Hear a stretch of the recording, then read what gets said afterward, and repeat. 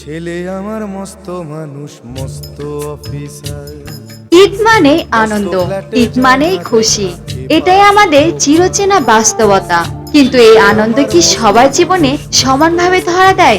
সমাজের অনেকের কাছে ঈদ যেমন উল্লাসে, তেমনি কারো কারো জীবনে এটি হয়ে ওঠে নিঃসঙ্গতা আর না পাওয়ার বেদনায় মোড়া একদিন।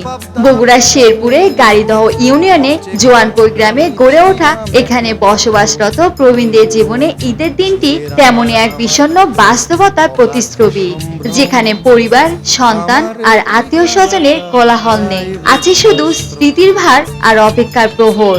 ঈদের দিনও বৃদ্ধাশ্রমে উঠানে বসে থাকতে দেখা যায় অনেক প্রবীণকে, চোখে মুখে বয়সের ছাপ, মনে জমে থাকা অজস্র না বলা কষ্ট। এক সময় যারা ছিলেন পরিবারের অভিভাবক, যাদের ছায়ায় বেড়ে উঠেছে পুরো একটি পরিবার, আজ তারাই পরিণত হয়েছে পরিত্যক্ত এক জীবনের যাত্রীতে। বেটা যে সব একজন চলে গেছে, এখন ছোট বেঁচে আছে। বেটারা, বেটা বউ বেবাক এক মেয়ে হয়েছে, এক পক্ষে আমাকে দেখতে পারে না, কথা তো কেউ কয় না, মেয়েরাও কয় না, বেটা তো বেটা মারছে।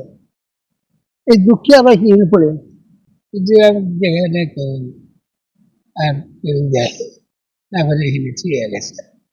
কারণ তো জিত করাচ্ছে, আমার দেয় না, আমি সব এখন পড়ে রয়েছি, সব নেয় না, আমি হিন্দি সব দেখতেছে হিটতেছে ছেলে মেয়ে নিয়ে সংসার করতে পারি, তারপরে ওখানে রায় গেছে, ওখানে রায় গেছে অনেক কজন হচ্ছে, 2-1 বছর হচ্ছে। ঈদের দিন আজ পূজা আসতেও নাও পারে, খুব খারাপ লাগে না, মানে আছি এইভাবে। আগের দিন কত মনে পড়ে, কি করবো, কিছু করার তো কিছু নেই। আগে ঈদ মানে ছিল ঘরে আনন্দ, আত্মীয় স্বজনদের ভিড়, এখন শুধু সেই দিনের স্মৃতি সঙ্গী। তাদের কণ্ঠে শোনা যায় আক্ষেপ, সন্তানদের জন্যই সব করেছিলেন তারা, কিন্তু আজ তাদের পাশে কেউ নেই।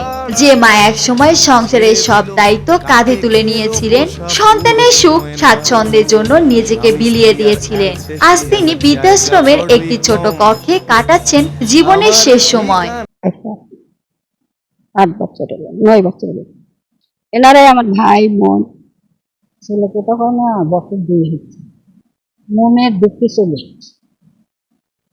খাই কুঞ্চি পানি হাসপাতাল ভাত দেয় প্রতিদিন সব আমাকে টিভি দিচ্ছে। এমন বাস্তবতার মাঝেও কিছু মানবিক উদ্যোগ আশার আলো দেখাচ্ছে। দীর্ঘ 8 বছর আগে গড়ে ওঠা সোনাভান নামে এই বৃদ্ধাশ্রমে অবহেলিত বাবা মায়ের জন্য সাধ্যমতো সেবা ও যত্নের ব্যবস্থা করা হয়েছে। সীমিত সামর্থ্য নিয়েও এখানে তাদের দেওয়া হচ্ছে নিরাপদ আশ্রয়, খাবার এবং মানসিক সান্ত্বনা। আমরা প্রত্যেক ঈদে এরকম আয়োজন করে থাকি, বড় পরিসরে আয়োজন করার চেষ্টা করি। আমরা আগামীতেও এই আয়োজনগুলো করতে চাই। আমাদের বিদ্যমান যদি আমাদের পাশে দাঁড়ায়, তাহলে আমি পরবর্তীতে এই কাজগুলো আরো বড় পরিসরে করতে পারবো। আমরা চাই সবাই আমাদের পাশে দাঁড়ায়। ঈদের আনন্দ তখনই পূর্ণতা পায় যখন তা সবার মাঝে সমানভাবে ছড়িয়ে পড়ে।